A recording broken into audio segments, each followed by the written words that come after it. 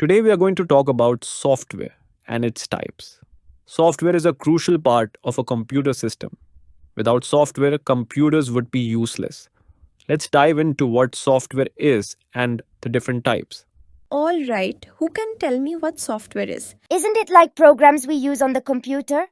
Exactly. Software is a set of instructions or programs that tells a computer how to perform specific tasks. It's the non-tangible part of a computer known as computer programs. Can anyone give me some examples? Microsoft Windows and maybe Android?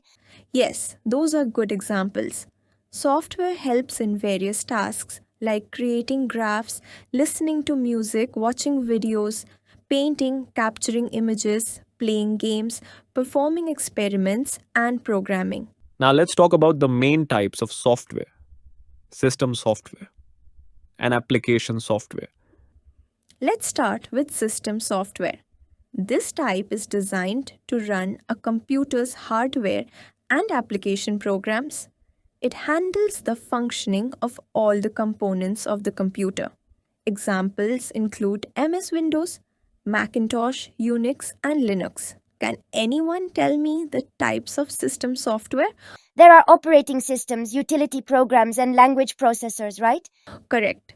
The operating system acts as an interface between the computer hardware and the users, performing basic tasks like file management, memory management, and handling input and output.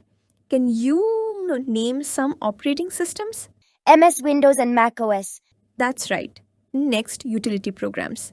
These are designed to monitor, configure, analyze, and maintain a computer system.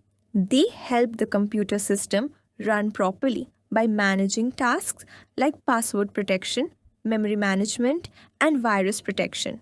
That concludes our overview of software and its types.